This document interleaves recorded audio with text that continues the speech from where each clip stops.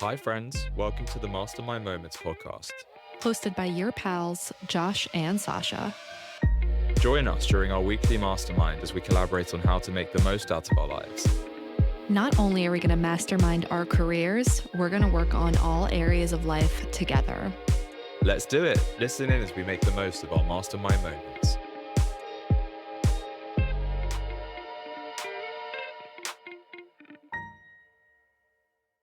Hi, Josh. Hello. Hi. For those of you listening, we just spent 15 minutes. First 2 minutes were personal updates that I'm not sharing on the pod, but Josh gets to know. And then the next 10 minutes were us having microphone and headphone issues. So fingers crossed you can hear us through this whole episode. Yeah, But hey, how are you? I'm okay. I'm not going to lie, it's been a weird week. We didn't really speak about it much over voice message, but it's been a weird week mentally. Just Okay. very strange. What's up? You I wanna think, chat about an hour? Do you wanna spin a wheel first? yeah, let's spin the wheel first. We can get into it later on. How are you, though? You good? Okay. Things are good. Things life is lifing. Life is lifing.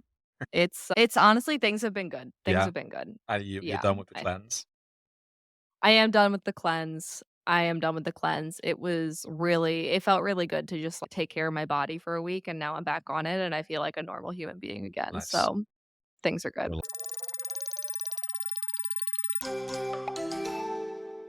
How often do you read nonfiction and educate yourself?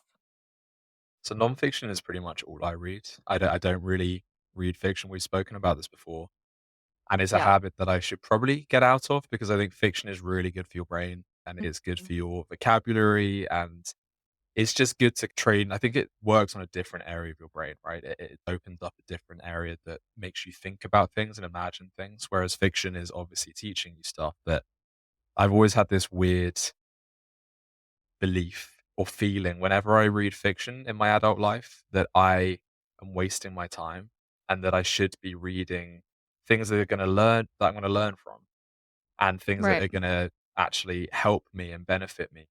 Whereas if I'm reading fiction, it's just wasting my time. It's all fantasy. Why would I waste my time doing that? So Such an actually, interesting belief. it is. But it's something that's always come up, and I'll start reading a fiction book. Like I'll get into the mindset of I need to start reading more fiction, Yeah. and I start reading a fiction book. And this happened literally a couple of weeks ago. My friend gave me a book he really recommended because we had this exact conversation about how I want to start reading more fiction. Yeah. And so he gave me this book. It's one of his favorite books. And I started it. I got about 20 pages in and I was like, no, I need to read a biography. I can't do this. I need to be This is learning. so interesting. I wonder if it would help you to intro yourself into fiction with, like, fiction that helps you learn something, like for The Alchemist. I've read The Alchemist, but Right. The Alchemist I do see as a kind of, yeah, I do see it in a different vein. I see it as more of a crossover because there are so many things you can learn from it. Yeah, it's interesting. I've had that belief for a long time. As a kid, I only read fiction. I guess that's pretty normal. Kids aren't going to Mm. read, Musk's Yeah. autobiography, but yeah, that's me. Do you have a favorite nonfiction book that's really changed your life? That's a good question. I've read so many. I Yeah. say I've read so many. I have a habit of starting books and never finishing them, Oh, which okay. is not great. So I'll get like halfway No. through a nonfiction book and I'll be like, I know what it's teaching now. I don't need to read anymore. The one I've read recently, and I got halfway through and stopped reading it, Oh my god. was The Millionaire Fastlane. I think we spoke about it briefly, Mm. by MJ DeMarco, We did. which We was did. incredible. That really changed my mindset on work, on the way to make money, and Yeah. it's the mindset I used to have, but then I think as you get older, it gets etched into your psyche that you have to go and get a job, work your Yeah. whole life, and then retire when you're 50, 60 years old, 70 years old, however long it takes. Yeah. But it shifted my mindset that I that's not the way to live, and I want to be able to retire much sooner than that. Yeah, absolutely, absolutely, but I do feel like the trap that people can get in with reading fiction or nonfiction books is that they learn a lot of information, but that they don't apply it. So for me, like, I'll read a nonfiction book, and then I'll go back, I'll take notes on everything. I'm, like, the worst person to share a book with because I underline, I take margin notes, like, I really love my books, I feel like I sent you a book. No, but I sent you a new book. I sent you You a new did. book. And that's a fiction book. Actually, no, it's not a fiction book, sorry. It's a Non-fiction. memoir. Yeah, It's a yeah, memoir. 'cause that is based on truth, isn't it? Yeah. Yeah, so it's a memoir, but that's a really good one if you haven't read that one. But, for anyone curious, I sent Josh Talk to Strangers by Matt Dahlia. I'm a big Yes Theory fan. Josh is a big Yes Fam community person. When Matt came out with his book, I read it in one sitting on a plane, cried, and then sent it to Josh with a bunch of other goodies as a present. But yeah, I feel like without embodying the information, it's just like a trap, basically. I heard this really amazing quote that what was it? It was like, "Information without embodiment is a trap." Nice. Nice. Yeah, so, It's I true. mean, I read nonfiction a lot too. I mean, typically, I read, like, in my books for the year, I read, like, 95% nonfiction book. I love fiction books, but I don't read them that often because solely for the reason that I have a very hard time finding ones that I actually enjoy. And then when I do find a fiction book I enjoy that's, like, really good, I don't put it down. And, like, Yeah. I'll stay up super late reading it, I won't put it down, and then I finish it really quickly. Right now, I'm reading the ACOTAR series. I started it during and I don't know if you've seen, those are, like, those big, chunky, colorful books. Everyone at the pool, like, reads them. And everyone I know reads them. It's a big thing. So during tax season, I was feeling very lonely, and I was like, "You know what? I can crush this book series." And these books are, like, thick. Right. They're big books. I was like, "I can crush." I had 1 week left of Paul's tax season, and I was feeling very lonely. I'm like, "You know what? I can crush this in a week." And I crushed 2 and a half in that week. How many pages I are there? could, like 6, 700 each or Oh my something. god. How do you read this is something that's always interested me, especially coming from the background that we do, the community that we do, where it's very Yeah, personal development driven. So yeah. many of our friends, so many of our peers are very quick readers. It obviously is very important to read books and to learn and constantly be growing. But so many people clearly like you have this ability to just get through books so quickly. Like for me, maybe it's oh Only fiction really? books. Okay. Yeah, so nonfiction, I really take my time. Like, fiction books, if it's good, I don't put it down. So I could, like, I can get if it's a good book, I can finish it, Mm, like, in a day or something, but, um, with nonfiction books, I sit okay. down and I really take my time, and then my pool time is always my nonfiction reading time. Because for me, I'm just like, "Oh, if I'm gonna be by the pool an hour every day, I might as well be doing something productive for myself," like habit stacking almost, so I get through a chapter of each book every day. Like, right now, I'm reading Life Force by Tony Robbins, Nice. and it's actually really funny because I'm, like, 2, 3 chapters in, and he's talking about stem cells, and I remember my dad reading this. My dad asked for this book for Christmas a couple years ago. My dad never reads, okay? And by later that year, by the pool, he was reading Life Force, and I was like, who is this guy reading? Like, he doesn't read. And I'm 3 chapters in, and my dad also decided, like, a couple months ago to get stem cell therapy. And I started reading this book, and I'm, like, 3 chapters in, and I'm like, "My dad really read 3 chapters of this book." And Tony Robbins only talks about stem cell therapy in the first 3 chapters, and I'm like, and he just decided to go to the exact same stem cell therapy doctor as Tony Robbins Nice. because Tony Robbins suggested. I'm like, I wouldn't be surprised if he just read those 3 chapters and it was like, "Okay, stem cells are the answer to everything." Like, That's I so me. That's literally me with books. Like I'll genuinely like I'll read the first 50 pages and I'll be like, I've got it now. I know what I need to do. Yeah, my dad's like that too. He like, every time he goes to a Tony Robbins seminar, he's like, "I could teach this." Yeah. It's like, "Bro, you have to apply it. Like, this doesn't mean anything Yeah. unless you take the information and you actually apply it and take action in your own life." That's why I find it so important to, like, read the book, go back and take the notes, and then come up with an action items list and, like, incorporate that into my Nice. Yeah, to-dos, that's a you really know? nice idea. So, It's interesting again coming from the background that we do. I think a lot of people in self-development, personal development, they are not very good at applying. They go to all these events and they read all these books, but actually when it comes to applying the technology, they don't do it. yeah. And honestly, I would say that potentially I was one of those people or have been over the years where I've learned so much and I've been going since I was the same age as you, 13, 14. And Yeah. I, for the longest time, wouldn't say I consciously applied anything. But then it Mhm. came to a point where as I got older, I started to think about what did I learn and how have I changed as a person in that time? And actually, Yeah. I think it's more of a subconscious thing in many ways. Like I have subconsciously taken on board what I've learned and used it to change my life. So actually, I think having said what I just said, I do apply a lot more than I give myself credit for, and I just don't realize it.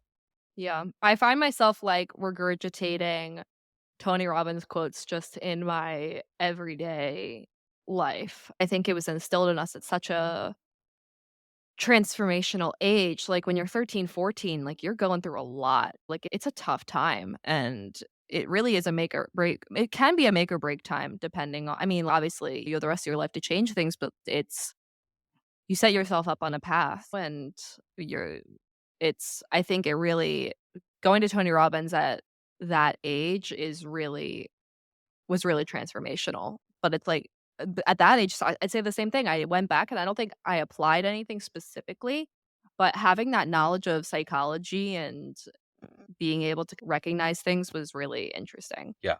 Um, yeah, so, anyway, back to the main Meta episode. What's happening? What areas are going well? What areas are not? You said that you're doing okay, not outstanding, not Yeah, I great. mean,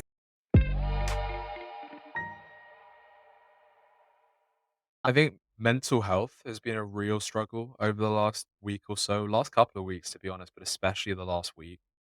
And I'm not sure if we briefly touched on this last week, but I think first of all, the weather has a huge impact, and it's something that's really impacted. Suddenly the weather. I mean, I know you can't really tell from the camera, but it's suddenly much darker. The clouds are all grey, like borderline black clouds, and raining constantly, so you can't really go outside much. And I think that really impacts my mental health drastically because there's just literally no sun, nothing. And the Yeah. moment a bit of sun comes out, I can feel the serotonin flooding back into my brain. Are you using that sunshine lamp I got you? I am. Okay, okay. I just got it back out because obviously I've moved since it was last appropriate to use it.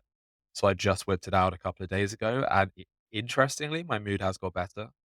So Okay, good. the last like 24 hours, I would say things have certainly got better.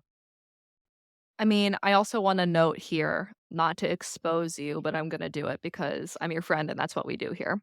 You say your mental health has been really bad this week, and I also know that you dabbled in substances over the weekend, and we know every time you dabble in substances, your mental health plummets the next week. So Okay, so this is really interesting because it's actually something I've been thinking a lot about over the last couple of days. Is it just as a result of the partying that I did over the weekend? Since my birthday, about a month and a half ago, towards the end of August, I didn't drink, didn't do any drugs, any other substances at all. And I felt so much mental clarity for the first time in years. I suddenly felt this flush of, for a good couple of weeks, I felt this rush of dopamine coming back into my body, serotonin. I was feeling all of these feelings and so in control of my mood, thoughts, and emotions. And I was like, wow, I'm never going back. I might have the occasional drink, but I'm never going back to drinking as regularly as I was. Not to say I was an alcoholic by any means, but I was drinking a fair amount because I was that's just living in London, unfortunately. There's a big drink culture here. Now, I felt amazing, but I suddenly hit this point where I almost felt like I was flatlining, as in I suddenly wasn't feeling as good, as high on life as I was for the first few weeks. And this has progressed over the last couple of weeks where I was like, man, maybe it's not the alcohol. Maybe I was just in a good place. Maybe I was just in a good headspace. Maybe I was in a good mood. And maybe I can start drinking again. Maybe I do right now. What my body is telling me is that I need that release. I need just one night where I'm going out and drinking and having fun and just letting loose. Because right now, it was going on for a good week or so. I was feeling completely flat, not happy, not sad, just mentally flat, borderline dissociated, to be honest, which is something I experience, quite a lot, but I haven't for a long time. okay. And I was thinking about the causes for this, and I couldn't think what it could possibly be. It could have been about the friend thing that we spoke about last week, Yeah. and that triggered me into completely dissociating to protect myself, which is Mm, again, I hate to bring it up because it is curable, but it is a side effect, a symptom. yeah, It, yeah. and I was thinking about that, and I think that did send me into a hole, and I struggle to get out of it. and I just felt flat, out of control. And I went out on Friday. It was my friends leaving drinks before he moves to New Zealand. And I was like, you know what? I'll just have a couple of beers. I'm not going to go crazy. I'll have a couple of beers. And then I was going to a rave after that, which I was intending on doing sober. But if I was drinking at the leaving drinks, I might as well drink at the rave. Right. But I ended up, yeah, having a fair amount to drink, not that much. I didn't get drunk. I just got jolly. But then I did Yeah. a lot of drugs at the rave. Someone Yeah. offered them to me, and I was like, yeah, absolutely. It's been a month and a half. Why don't I just let myself go? Again, the following night, there was a house party planned, a housewarming party, and I drank a lot. I had Okay. a whole like big bottle of tequila to myself, a whole bottle of wine. It was a lot of alcohol. Oh So my it was god. effectively a 2-day bender. I was also the second night I was running on barely 20 minutes of sleep because I got home at 7 a.m. I had to work like an hour later. So, it Yeah. was a lot, and I think there is an element of that, but I was feeling this way before this happened. I mentioned to you, I felt, like, very bummed out about what happened on Friday and Saturday because I felt like I'd lost. I Yeah. was so proud of going a month and a half without doing anything, Yeah. and suddenly I felt like I'd lost that battle, and Right.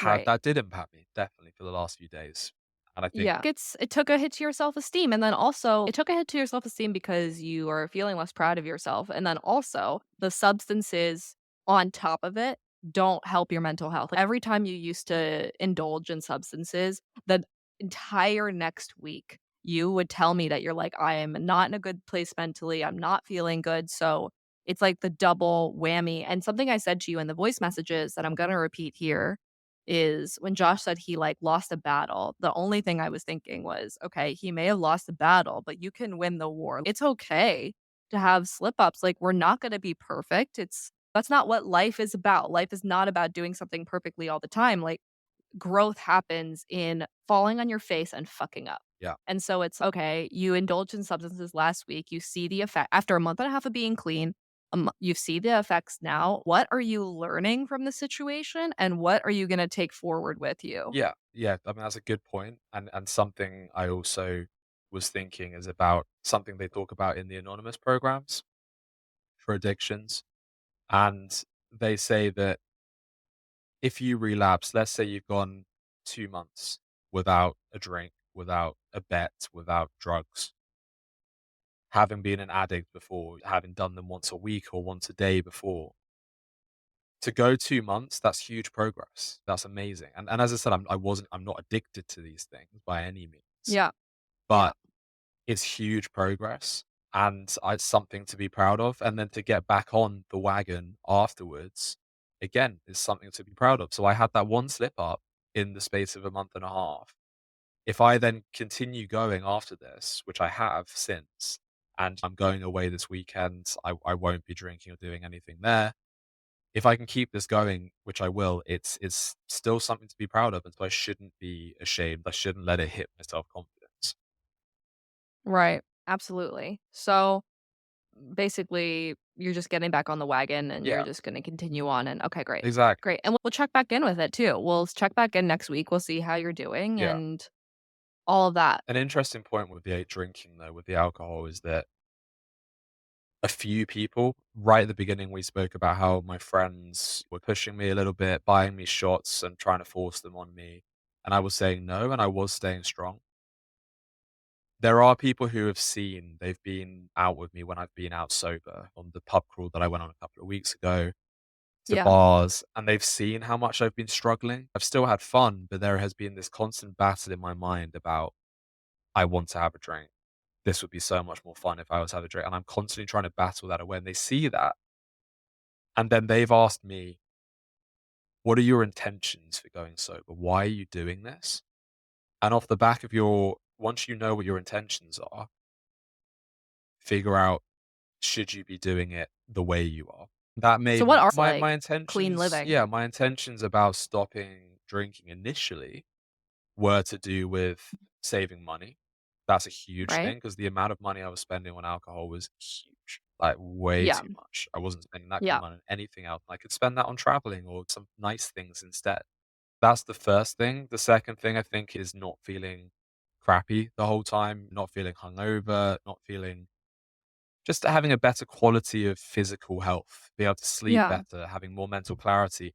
I didn't even realize that mental clarity was a thing really until a few weeks in. I was like, wow, this is such a huge difference. I'm so in control of my life and my emotions right now. Right. So that's definitely something that's a new thing, I guess. That's one of my intentions Mhm. now is just to have that mental clarity. But I was speaking to the people who said this about what are your intentions? And I said exactly what I've just said about money and mental clarity. And their thing was, do you need to stop drinking completely in order to achieve it? And that's, I think, why I ended up drinking when I did on Friday and Saturday, because Yeah. I was thinking, this is one night. I won't let it get out of control. As in, there's one or two nights this weekend where I'll drink. I won't spend too much money. I'll just have a few drinks, get a bit jolly, and have a good time. Right. The money issue won't come into to play. I won't be hungover the next day because I kept it under control. And if I'm doing that, then it's fine. I was trying to justify it to myself because they were trying to Yeah. justify it to me. It was the wrong thing to do. I think Mhm. I need to, yeah, I just need to stop. Just I stop. don't I think also I think should it's allow like myself any kind of leeway.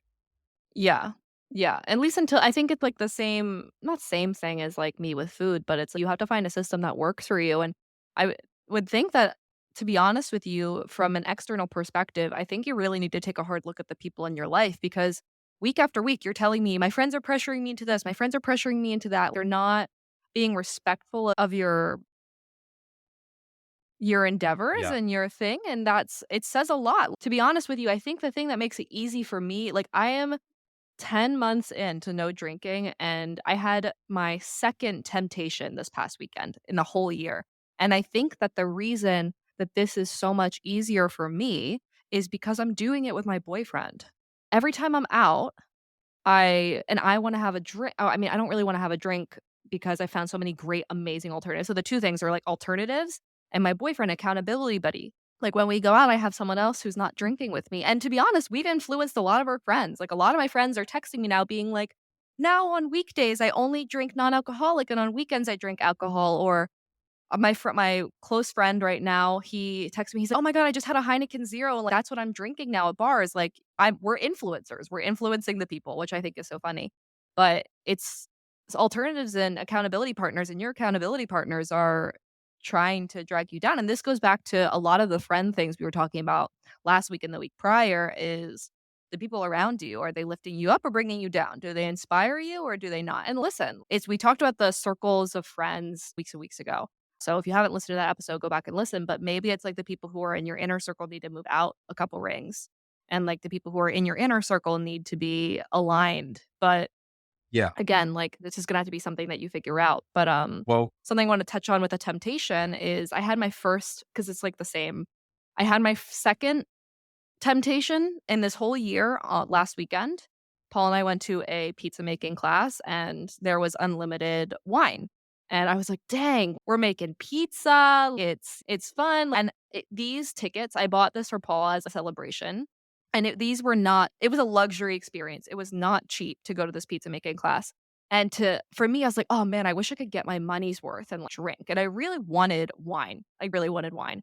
And Paul told me, he's like, "Yeah, this would be a great place to have the unlimited booze that we basically paid for already." And we didn't drink, and it was fine. I also was under the influence, but I was stoned, which is also fun. Pizza making of stoned is course. also fun. Um, but it was like that temptation is real, but I think it's because I was sitting with Paul, and he was also experiencing that same thing, and we were staying strong together, that it was a lot easier, and the alternative that I used was everyone had this wine, and I, like, really wanted a glass of white wine, so I just had her pour me a ginger ale, and then once the glass got half full, I was like, "This is wine. This is wine. It's the same color."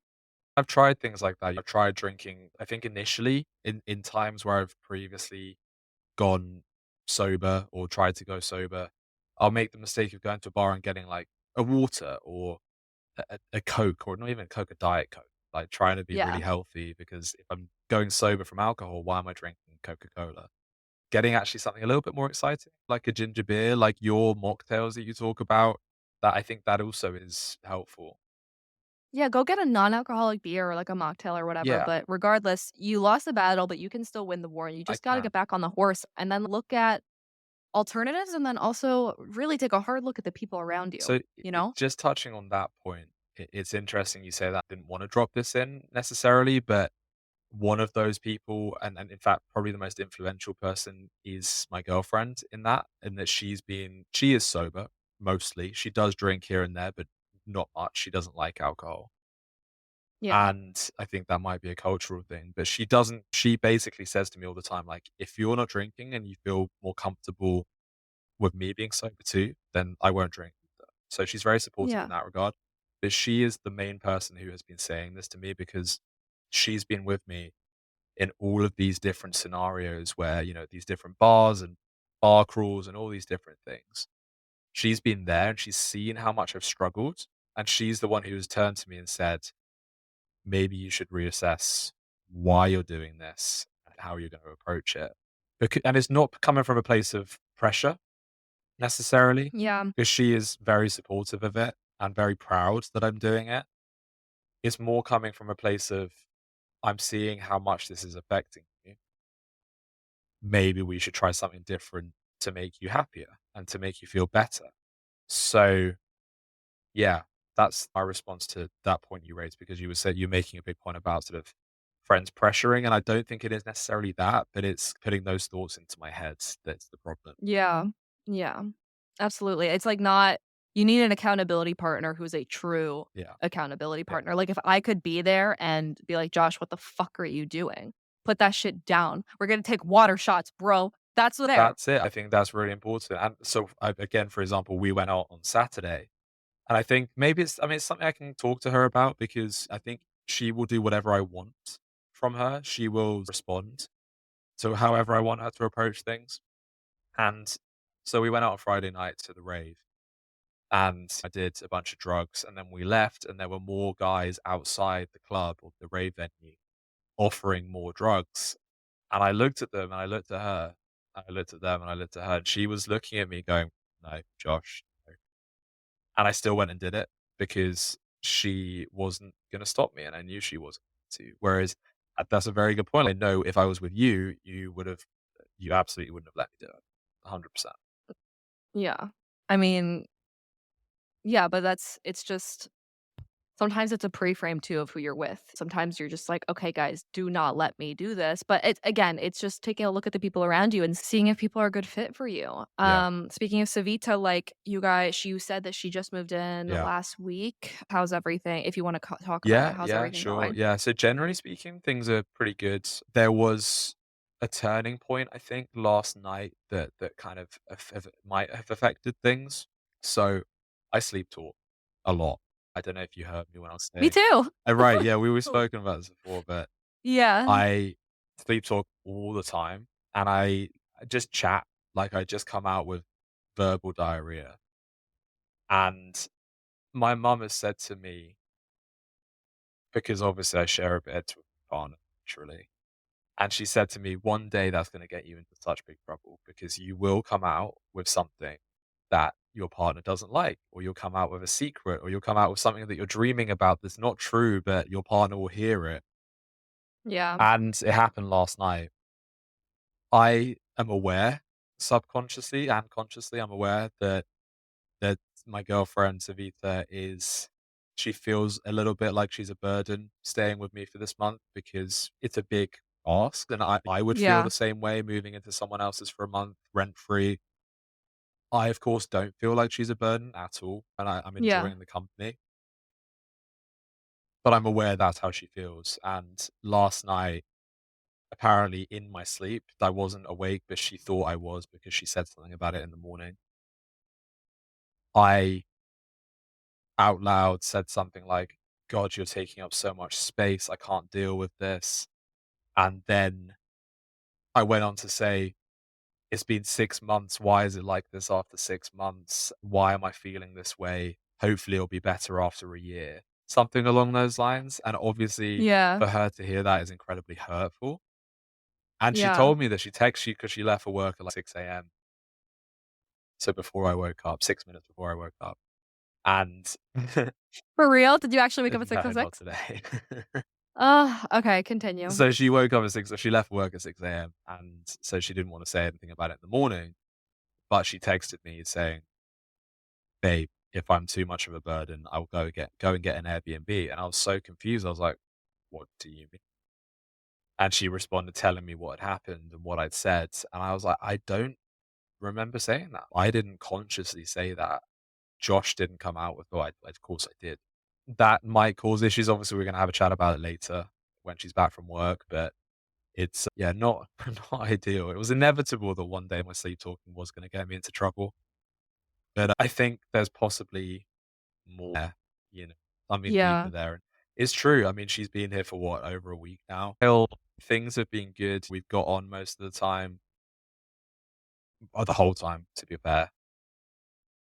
It's sleeping that's a problem. I've slept so badly every single night that she's been here, and my bed's not massive. This is a sort of basic double bed. It's not like a king size or anything. It's just a basic double bed. Yeah.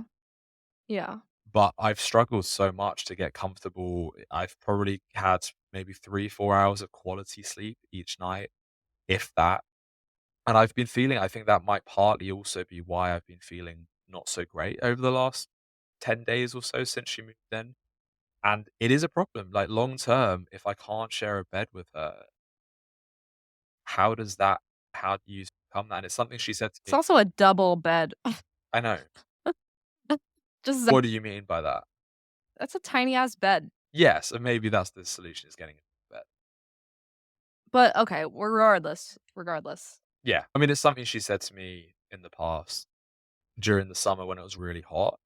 And I told her I didn't want her to stay over that particular night, because it was literally like the hottest day of the year. It was like 35, which I think is probably about 100 for you guys.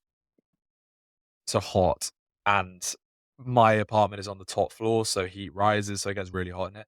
And I said I'd rather you stay at yours because it's gonna be really hot. And she was like, "Why don't you stay at mine?" I said, "It's also gonna be hot at yours. I'd rather not share a bed when it's gonna be this hot." And that really upset her because she thought, "What are we gonna do in the future? We can't just spend the whole summer away from each other in bed. This is something you're gonna have to get used to." Yeah, there are issues like that I have to think about, but you are right. I mean, that the solution to that is just getting a big bed. It's a pretty easy solution. Yeah, a big bed and AC. I know you guys don't believe it in We Europe, but that AC shit's does not awesome. exist here. I know, it's sad. I mean, honestly, we wouldn't survive in Miami or in Florida without AC. Yeah, but it doesn't, that's the thing, is it doesn't get as hot here, so we don't need it, Yeah. but yeah, yeah, no AC. I mean, the stuff with Savitas, again, your relationship is 6 months in, it's fresh. You're at the time right now where you're doing a trial run of living together, and Paul says this all the time, and sometimes it pisses me the fuck off, but I'm gonna repeat it because it actually does help sometimes.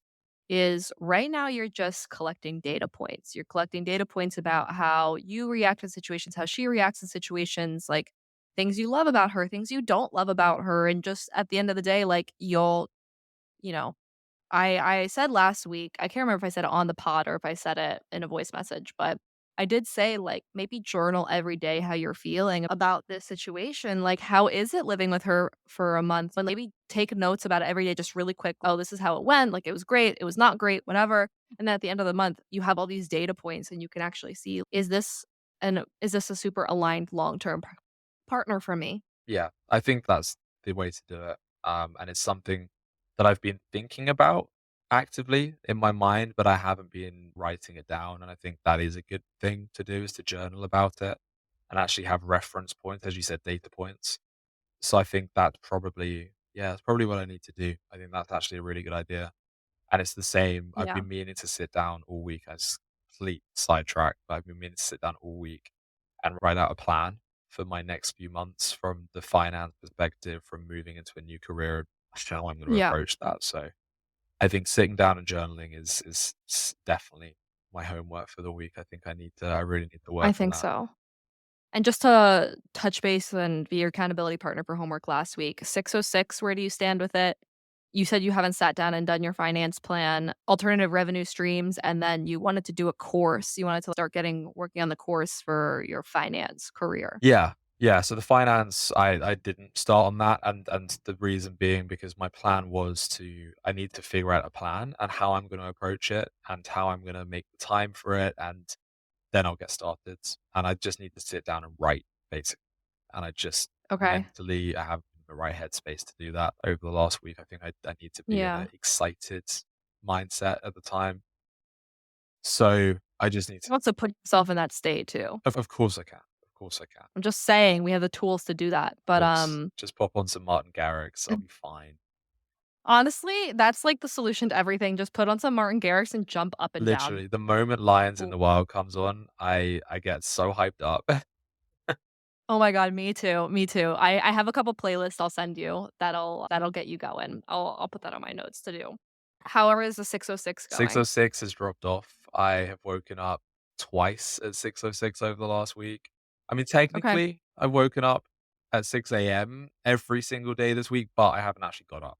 That's just because Savita's been awake at that time and she's woken me up, and I go back to sleep. You're falling off, you're I falling know, off. and but this is also the thing, as I said, mental health-wise, I've been in a really weird place over the last week. I haven't Yeah. felt like myself at all, and Mhm.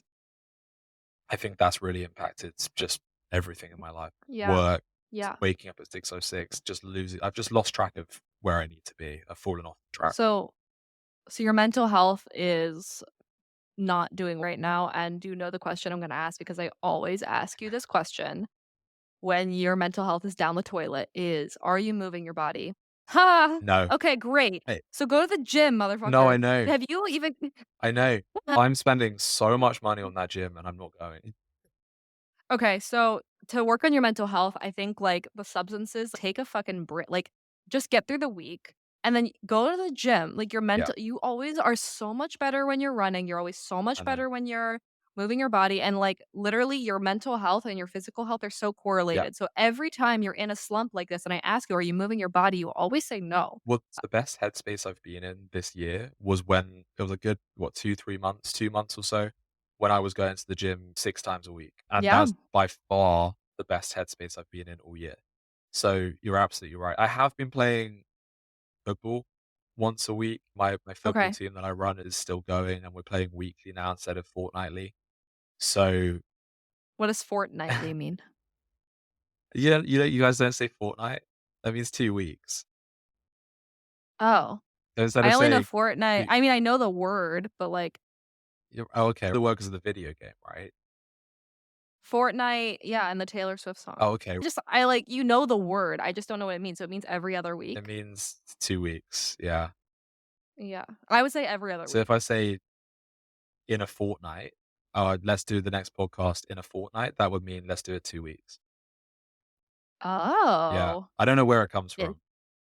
that's interesting. Yeah. Add that to the list with Hoover and with ornament.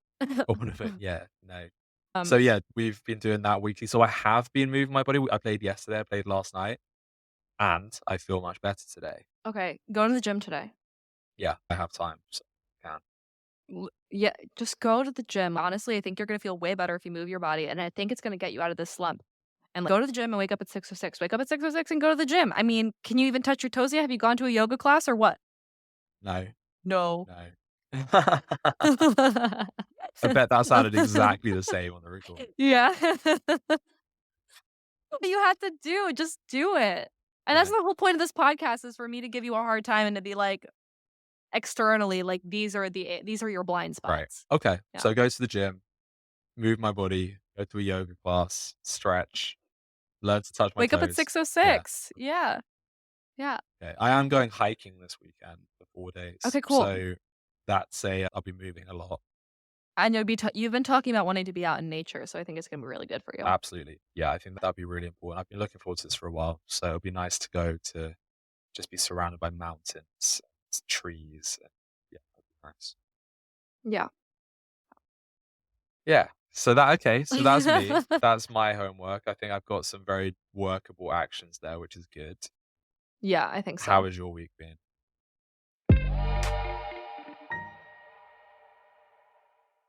Honestly, my week's been pretty good. Nice. I had some really it's been raining for 4 today is, like, the first day we don't have rain, which is crazy because Milton is supposed to be Oh my hitting god, yeah. today. Are you in the path? I am not in the path, I am not in the path, but I was expecting rain because typically when there's, like, a hurricane anywhere in Florida, we'll just get a ton of rain. We've had rain for 4 days straight the last 4 days. So we had rain from Friday night all the way through yesterday. So it's been a lot, Wow. and honestly, I had my period, and it was really nice to, like, stay in and just hang out, just really chill. I really enjoyed my time just, like, hanging out at home, um, and just chilling out with Paul and not doing anything. So it came at a good time, plus I get so much work done when Nice. there's a hurricane because I'm stuck inside and I don't feel FOMO for being outside or being at the pool or whatever, so I get so much done. I had some pretty it's funny because whenever I take I basically only smoke weed Friday through Sunday, and when I do this, Josh always gets a voice message Friday. We call it, like, our little spin-off episode, and I'm always, like, under the influence, and it's literally just a monologue, 10 to 20 minutes of me just spewing out my random things, and sometimes it's funny, sometimes it's nothing, sometimes it's stupid, sometimes it's a life update, but sometimes there's some really profound fucking thoughts in there, okay? And I had some really I had some really profound downloads, and also was on my period, so it was a great time for reflection too. And I had some really intense and profound downloads over the weekend when I was just sitting and I really do my best thinking, like just sitting and looking at the sky or just allowing kind of everything to flow through, like basically just taking a break and resting. And that's something I feel really challenged with is sometimes I feel very guilty for taking breaks. And I get to the point Friday where I'm like, okay, it is time to stop working. Even if I haven't finished everything, there's always going to be more time later, but now is the time to rest. So I sign off and I do my best thinking um, over the weekends when I'm just hanging out watching the clouds pass. And I had some really intense downloads, one regarding my physical environment. And we've been talking, if you haven't listened to the last couple episodes, I'd say like last 3, 4 episodes, you would know that I have been really feeling very challenged with loving my home space and wanting to change things up, like feeling trapped in my apartment, like loving the building, but not loving the apartment because I just don't love the things in it. And I last week we took a look at our annual goals. We took a look at our goals for the year. And one of the biggest ones I didn't get through was my physical environment. And I was like, oh, okay, I'm going to decide what I want to do. I'm on my period. It's a good time for reflection.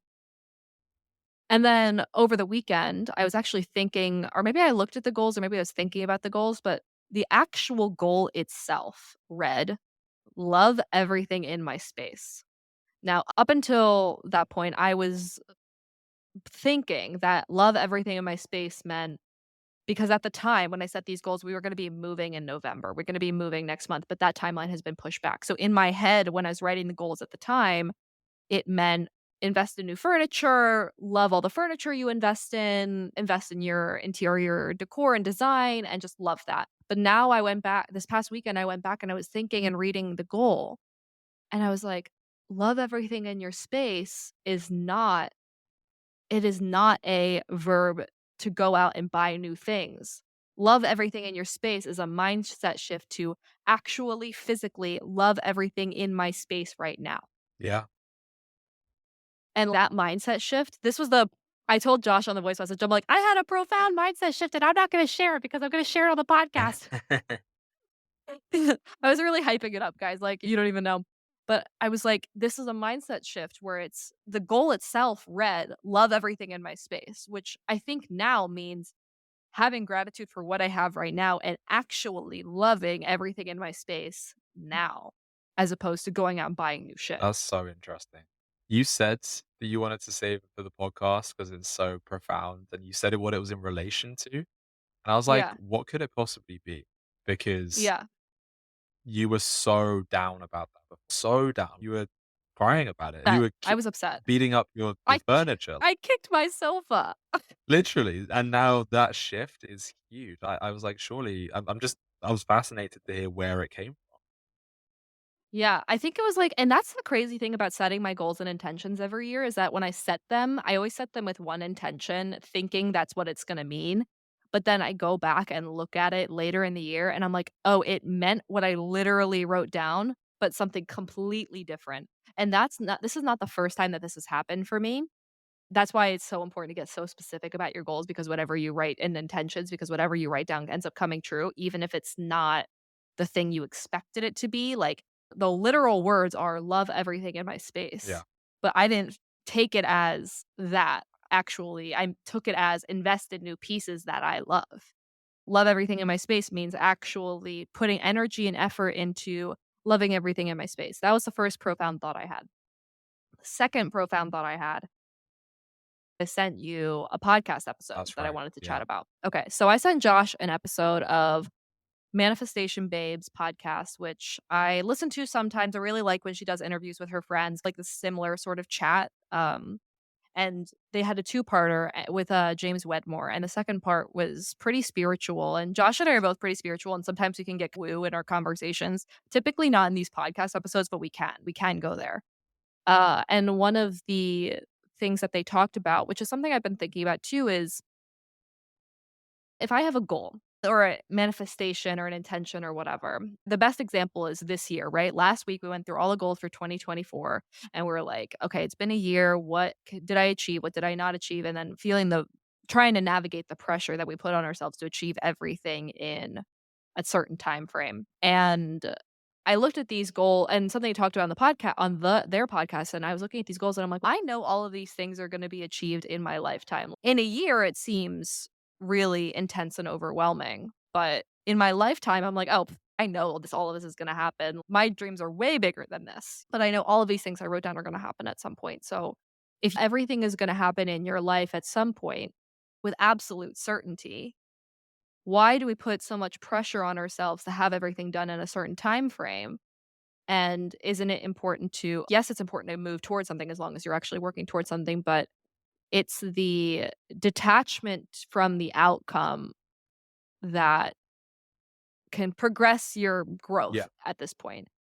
And that was the really interesting thing about that whole idea, and it was the detachment from the outcome. Like, for example, another quote I read in the book is called Pussy, but it really stuck with me, where it's desire is a very important thing in general, but especially for women. Like the act of desiring something and craving something is really important, but desire with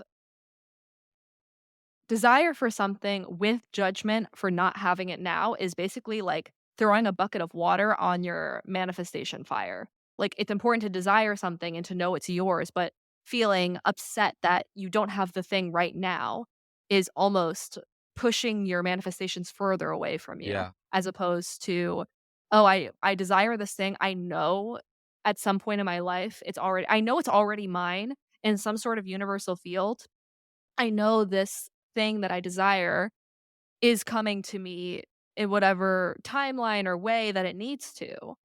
But then putting the pressure on myself for having it achieved or having it right now is pushing that manifestation further away. And I was thinking about it in a lot of different areas of life. I was thinking about it in my physical environment, like loving everything in my space versus feeling so angry with myself that I don't have what I want right now. Same thing with business, feeling frustrated with myself that I'm not making enough revenue in my business, and as opposed to just like watching my numbers progress and grow month over month and knowing I'm growing and knowing I'm helping people and just, like, allowing just doing the work and giving as much value as possible with and detaching myself from the outcome and just allowing whatever happens to happen. Yeah. So, that's what I've been thinking about, and then the shift I've been thinking about with all of this is, okay, so what's the best approach? What's the best way to take this and make it actionable? So it's okay. Number 1, shifting the perspective from trying to have everything right now and feeling angry at myself and feeling pressure for not having everything I want right now, switching that perspective to a gratitude perspective and to a knowing I know I'm going to have all of these things. I know I'm going to achieve all of these things in whatever timeline I'm supposed to. I know in some universe, in some multiversal fucking plane, I know this thing already exists for me. So why do I feel so much pressure to let it happen? And it's okay, just like, chill out, do the work, have the gratitude, put in the value, and just sit back and enjoy. So my question is, because this is, I'm also someone who struggles with this very much, and that's why I've had Mm, issues with gambling to try and get somewhere quicker, or getting frustrated that I'm not in where I want to be, how do you adjust your not adjust your mind, how do you imprint the mindset that you are going to get that you're going to achieve that? Because, I mean, for me, sometimes I have these big goals, and when things aren't going my way, I just doubt it. It's not even a case of getting frustrated. It's just I doubt whether I'm ever going to achieve that. And that's what Mm. drags me down. So, how do you get to the point that you know you're going to? Is it just about you doing the right things and taking the right steps? Okay, let's think about a goal.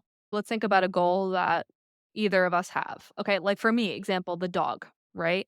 I don't know what a good example for you would be. Like maybe a income level Yeah, or so, I'm not yeah, sure. Okay. Let's take these goals as an example. And let's say that we had these goals for 2024.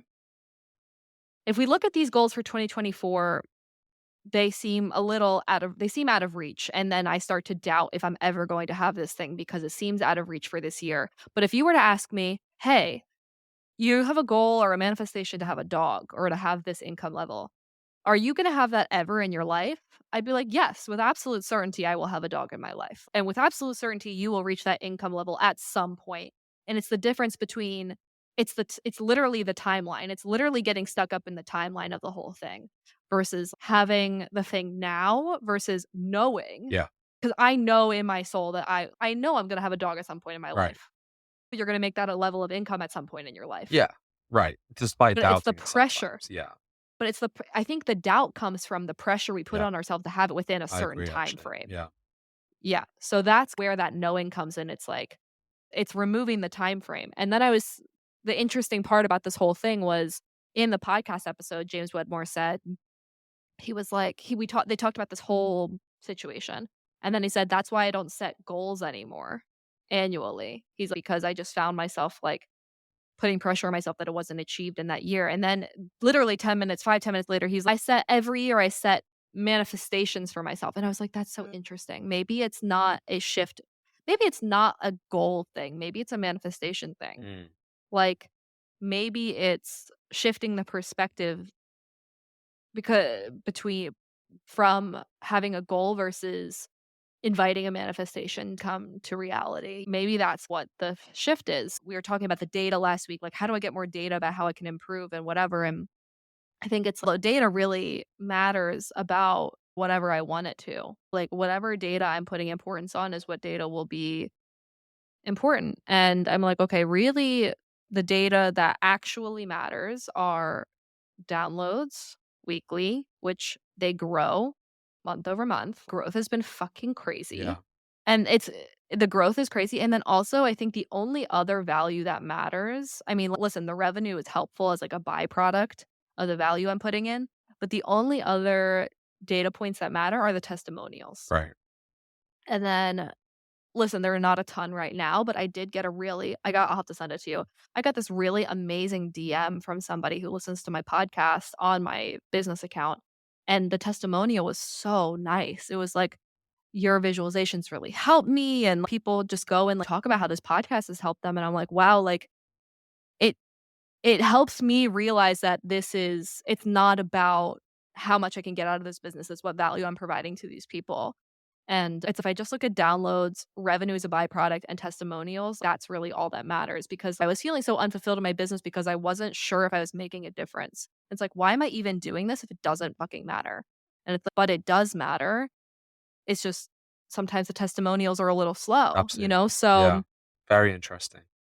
yeah, so that's where I'm at right now where this mindset shift has been really helpful for me in this last week, and I even think about it with the numbers, right? Like, the amount like, right now, I was being so hard on myself the last couple weeks to be like, "Why are the numbers so low? Like, why is every blah, blah, blah, blah?" And then I'm like, "The numbers are actually growing every month, and if you told me 6 months ago that these were my numbers, I would have been like, 'No fucking way, that's awesome.'"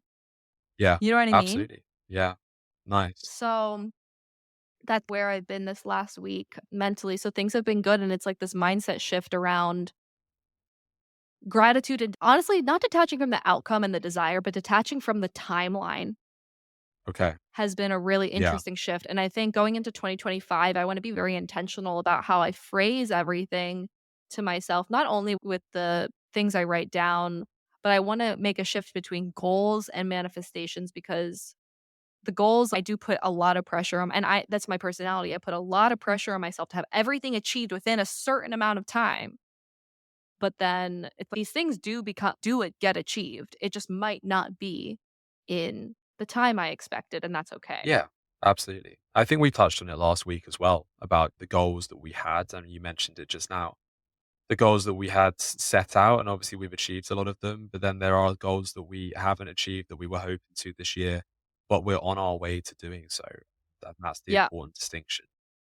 Yeah, it's we're still doing the work. It's not saying, "Oh, I'm gonna write it down and not do anything." Like, it's not about that. It's about writing down what you desire, putting in the work to get there, but just being patient with the timeline. And this is something I've said over and over again, not only to myself and to you, but like out in public, on social media, on my podcast. Like, it'll happen, just maybe not in the timeline or in the way. Like, this loving your furniture deal, that was not the intention behind that phrase that I wrote down, but it can achieve this, but it's a different perspective shift.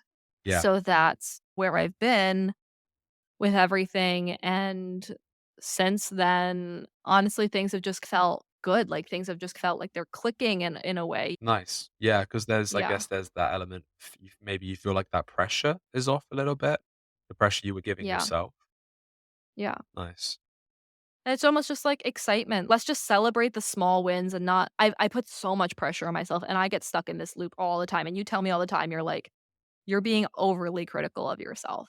And I do it a lot. I do it a lot Yeah, where I work really hard. I put a lot of pressure on myself for not working hard enough, for not having the goals I want right now, or not achieving the thing I want right now, but I'm still putting in the work. I'm still adding the value. I'm still doing my best.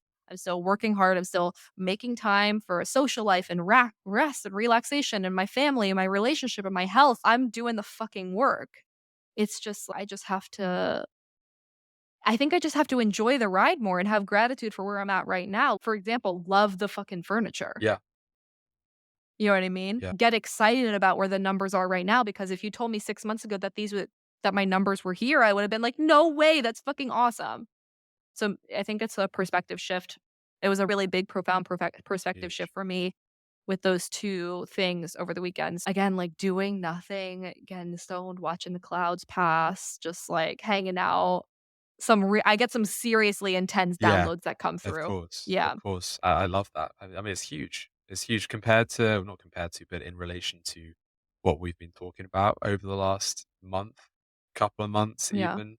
It's those are huge distinctions. But the crazy part about all of this is, and it's funny because, like, we both do this with each other, is we'll talk about what we're going through, and the other person will be like, "It's really you really should just do this," and then I have to, like, learn. For example, I was so frustrated about all the stuff that was happening the last couple weeks, and Josh's answer was, "Maybe you should just shift your mindset to have more gratitude," and I'm like, "Yeah, obviously," and then this past week, I had these seriously intense downloads, and I'm like, "Oh, fuck. I should have just listened to Josh." What it boils down to, isn't it? Yeah. Literally, I had to go through all of this shit when you just literally built a bridge. I feel like I got in the river and swam across to learn the lesson, and Josh is, "Oh, my bridge is right here. I already built it for you. Do you just wanna, I don't know, walk There was a car across?" waiting for you. Yeah, literally. And that's exactly what this is too, because I think it's the same thing vice versa. I might tell you the answer, but sometimes you have to go through everything to learn the Yeah, fucking lesson. yeah. And I think the biggest lesson I'm learning after all of those profound thoughts is maybe I should just listen to you and get in the fucking car that you provided, But the Josh Uber. but it happens. I mean, it's happened both ways before where we've given each other advice and we don't necessarily take it. We're like, "Yeah, it's obvious, whatever." And then we come back a month later saying, "Wow, I've just had this realization." And you're like, "I told you, Josh." It's literally happens, and It happens sometimes we do all the just need time. to go through and experience life and experience things before we can actually come to the conclusion this is the right thing to do. Yeah, and the whole point of a mastermind is I see your blind spots, I hold you accountable, I call you out on your shit, but sometimes, and, like, sometimes you'll take it, but sometimes you have to, like, go through the the hard thing and learn the lesson yourself Yeah. in order to apply it. I can say it as much as I want, you can say it as much as you want, but until the other person is ready and in the headspace to hear it, all everything means. Other updates too, I've decided on an alternative revenue stream, um, which is very basic, but and it's super off topic, but I mean, not really because we were talking about homework from last week, but the alternative revenue stream, I was wanting to really right now, I'm, like, using a normal notebook as a planner because I've always written in planners, but for some reason, I haven't had one the last couple months, so I've just been writing in a random notebook, and I'm like, "Dang, I really wish I could make my own planner," and I'm like, "I should just make it and Yeah. then put it on fucking Etsy as, like, a virtual Absolutely. product and I mean, we have have a that." friend who did that a couple of years ago. Yeah, and just, like, have that be there. Like, I'm gonna make it for myself anyway, might as well just, like, put it out there and which is basically what this whole podcast is. We're gonna make it for ourselves, put it out there, see what happens. That's where I'm at with the alternative revenue stream, so that's something I'm gonna be working on this month too. I'm trying to think what other homework was. Oh, so next week for homework, we are having a special guest come on the podcast next week. I told you already, Yes, you Josh, did. yeah? Okay. We are having a special guest come on the podcast next week, a very dear friend to us. And our both of our homework is we are all three of us, our homework is to come up with 3 adjectives to describe each person, and then we're gonna get on and see if we all have similar if you and I have the same adjectives for her. That's our other homework for this week. I don't know if I have any, like, homework for this week. My only thing I wrote down is to send you some playlists that'll get you moving and grooving. Did we? I don't think we came up with any other distinctions because we were talking about how good and profound your last week My was. my Yeah. So maybe it's just, like, continuing on and just, like, maintaining this headspace. Oh, you know what it actually was to, like, leave the apartment, Ah, yeah, okay. which I have been doing, Okay. I have been doing. I think last week I left the apartment 3 Nice. times? Okay. 3? Nice. Yeah. So, I'll put that on my list again. Sweet. Alright. We'll see you guys next week for our very special guest. It'll be a really I fun can't wait. episode to hang out with I know, I'm really excited. And we'll see you guys next week. I hope you guys are having the best time, and definitely it's all about mindset shifts. It's all about Absolutely. That's it. these moments. That's it. Oh, alright, Alright. See you bye, next guys. week. Bye. We hope you enjoyed this episode. Don't forget to subscribe, leave us a review, and follow along on social media. If you would like us to help you mastermind something in your life, please send us a message. We'll see you next week on the Mastermind Moments podcast.